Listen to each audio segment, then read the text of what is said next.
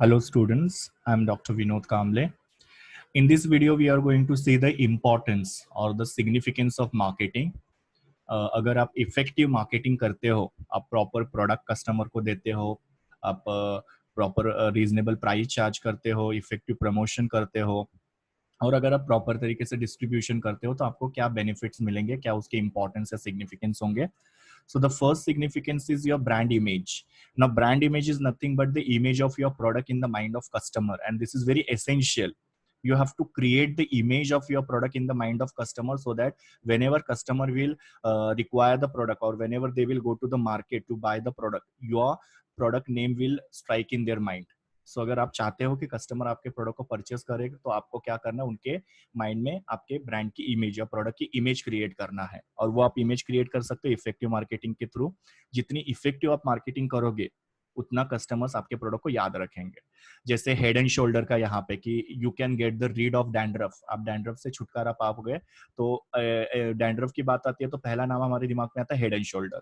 जैसे ना, या बाथरूम क्लीनर के बारे में अगर हम लोग बात करते हैं तो डेफिनेटली हमारे ब्रांड में कौन सा आता है, हार्पिक, जो 99% जर्म्स को किल करता है. तो मोस्टली हम लोग फिर वो प्रोडक्ट परचेस करते हैं. जैसे ना, या चुटकी में चिपका है, फेविक्विक. जैसे ना, ये आपको अगर सपोज दीवारें वगैरह आपको स्ट्रॉन्ग करनी है तो अंबुजा सीमेंट. तो ऐसे एक ब्रांड की इमेज आपको क्रिएट करनी है ताकि कस्टमर जब भी प्रोडक्ट के बारे में सोचेंगे तो आपके प्रोडक्ट का नाम ही उनके दिमाग में आएगा. So marketing will help you to create the brand image in the mind of your target customers. दूसरा, benefit to stakeholders. Now stakeholders मतलब क्या, जो आपके बिजनेस से एसोसिएटेड होते हैं, जो आपके बिजनेस को सपोर्ट करते हैं. ओके, जिसके अंदर तुम्हारे एम्प्लॉयज भी हो सकते हैं, कस्टमर्स भी हो सकते हैं, शेयर होल्डर हो सकते हैं, इन्वेस्टर्स, गवर्नमेंट, सोसाइटी, मीडिया, ये सब जो है वो आपके स्टेक होल्डर्स है. ओके, जितना आप इफेक्टिव मार्केटिंग करोगे उतना आपके स्टेक होल्डर्स को बेनिफिट मिलेगा. क्योंकि क्या हो रहा है कि आप इफेक्टिव मार्केटिंग कर रहे हो, उससे आपका प्रॉफिट बढ़ेगा. और प्रॉफिट बढ़ेगा तो फिर आप क्या करोगे, शेयर होल्डर को प्रॉपर डिविडेंड पे करोगे, एम्प्लॉयज को सैलरी अच्छा खासा पे करोगे, अट्रैक्टिव सैलरी पे करोगे, गवर्नमेंट को टाइम पे टैक्सेस पे करोगे. ओके, सप्लायर के जो ड्यूज है या सप्लायर के जो भी उधारी है वो आप टाइम पे करोगे. ओके, सोसाइटी को आप सोशल डेवलपमेंट के लिए डोनेशंस वगैरह दे पाओगे. सो ये सब चीजें आप लोग कर पाओगे अगर आपकी मार्केटिंग इफेक्टिव रहेगी. अगर आपकी मार्केटिंग इफेक्टिव नहीं रहेगी तो ऑब्वियसली प्रॉफिट कम होगा, and then everybody will suffer. आपके सारे स्टेक होल्डर सफर हो जाएंगे और फिर बाद में वो आपको सपोर्ट भी नहीं करेंगे. सो आपको अगर स्टेक होल्डर को सपोर्ट करना है तो डेफिनेटली आपको इफेक्टिव मार्केटिंग करना पड़ेगा, and then only the you can give proper reward to your stake holder, and then definitely they will support you in your business. Next is optimum utilisation of resource. Now business के लिए हम लोग को 3 resources की जरूरत होती है. एक होता है फिजिकल रिसोर्स, ह्यूमन रिसोर्स और financial resource. Okay, physical resource मतलब आपके रॉ मटेरियल और मशीन्स या टूल्स, इक्विपमेंट, ये सब आपके फिजिकल रिसोर्सेस है. ह्यूमन रिसोर्सेस मतलब आपके लेबर या एम्प्लॉइज, और फाइनेंशियल रिसोर्स मतलब कैपिटल. सो जितना आप इफेक्टिव मार्केटिंग करोगे उतना क्या होता है, आपके ये रिसोर्सेज का ऑप्टिमम यूज होता है. Optimum use means maximum use. कोई भी रिसोर्स आपका वेस्ट नहीं होगा, क्योंकि आप इफेक्टिव मार्केटिंग करोगे तो डिमांड बढ़ेगा. डिमांड बढ़ेगा तो ऑब्वियसली प्रोडक्शन कैपेसिटी आपका बढ़ेगा, और जब प्रोडक्शन कैपेसिटी होगा तो आप सब चीजों का प्रॉपरली यूज कर पाओगे. जैसे कि आपको बेस्ट एग्जांपल देता हूँ, सपोज आपके पास ये मशीन है, ये मशीन में आप क्या कर रहे हो, 1000 यूनिट बना सकते हो. पर अगर सपोज आपके यहाँ पे मार्केटिंग अच्छा नहीं होगा तो डिमांड नहीं आएगा, और डिमांड नहीं आएगा तो ऑब्वियसली आप क्या करोगे, कम प्रोडक्शन करोगे. तो कहीं ना कहीं पे मशीन को आप क्या कर रहे हो, अंडर यूटिलाइज कर रहे हो. जितना उसका कैपेसिटी है उतना यूज नहीं कर पा रहे हो. So you are wasting that machine. या फिर आपके यहाँ पे 10 एम्प्लॉइज है पर डिमांड ही नहीं है तो 2 एम्प्लॉय काम करे, बाकी सब ऐसे ही बैठे हुए. So somewhere you are wasting your those resources. Yes no. So marketing जितना अच्छा करोगे उतना डिमांड बढ़ेगा, प्रोडक्शन बढ़ेगा, और आप आपके सारे रिसोर्सेज का प्रॉपरली यूटिलाइज कर पाओगे. तो जैसे मैंने आपको बताया कि 3 रिसोर्सेज होते हैं. फिजिकल रिसोर्सेज जिसमें मशीन, मटेरियल और इक्विपमेंट वगैरह होते हैं. फाइनेंशियल रिसोर्स मतलब कैपिटल, या जिसको हम लोग फाइनेंस बोलते हैं. और ह्यूमन रिसोर्सेज मतलब तुम्हारे एम्प्लॉइज और लेबर. अगर आपकी मार्केटिंग अच्छा नहीं होगा तो ये सारे रिसोर्सेज आपके क्या हो जाएंगे, आप वेस्टेज करोगे, जो मैंने आपको अभी समझाया वो. Next one is efficiency. Now what is efficiency? Efficiency मतलब क्या होता है, मोर प्रोडक्शन एट लेस कॉस्ट. आपका प्रोडक्शन बढ़ रहा है और आपका कॉस्ट जो है वो कम हो रहा है. अभी जब आप इफेक्टिव मार्केटिंग करते हो तो ऑब्वियसली आपको क्या होता है, प्रॉफिट होता है बहुत ज्यादा. आपकी company is able to earn more and more profit.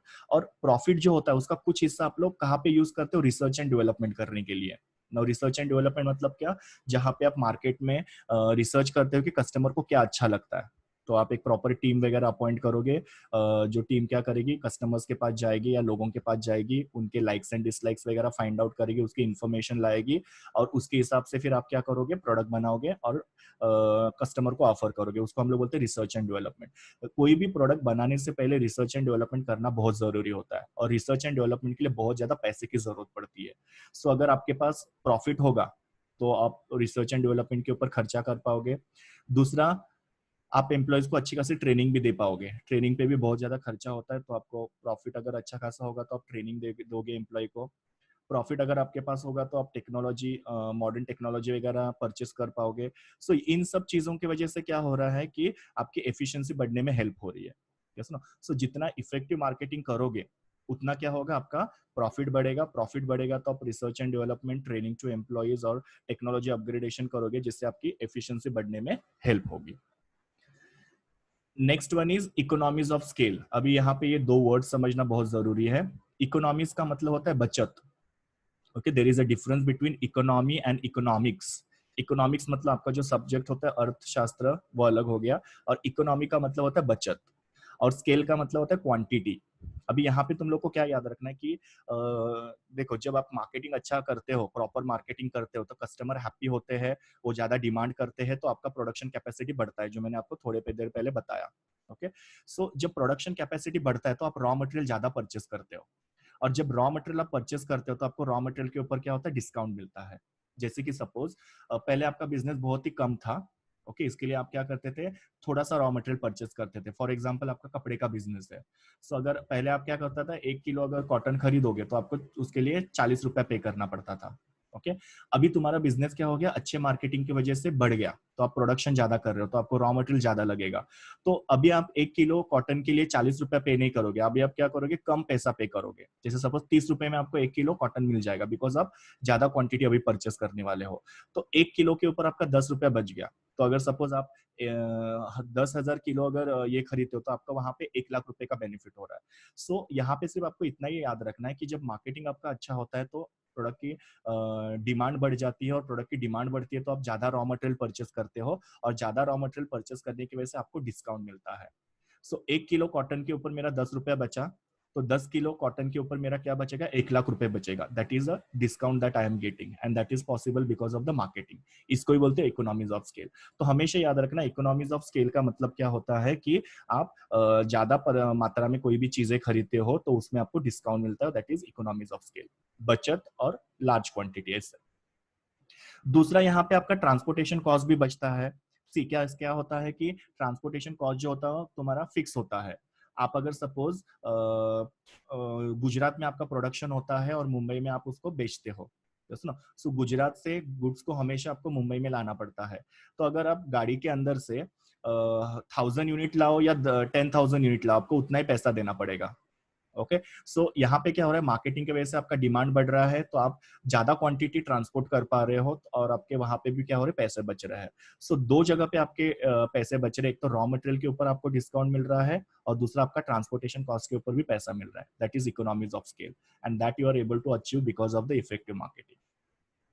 ना यहाँ पे अगर आप देखोगे, expansion of business, organizational objective, customer satisfaction, competitive advantage, corporate image, ये मेरे पहला जो वीडियो है फीचर्स ऑफ मार्केटिंग, उसके अंदर मैंने इसको डिटेल में एक्सप्लेन किया हुआ है।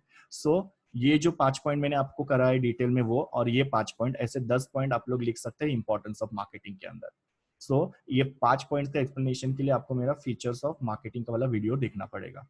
Okay, so that's it all about your importance or significance of marketing. Thank you, students. Please do like, share, comment, and subscribe to my YouTube channel, and also recommend my channel to your friends. See you in the next video.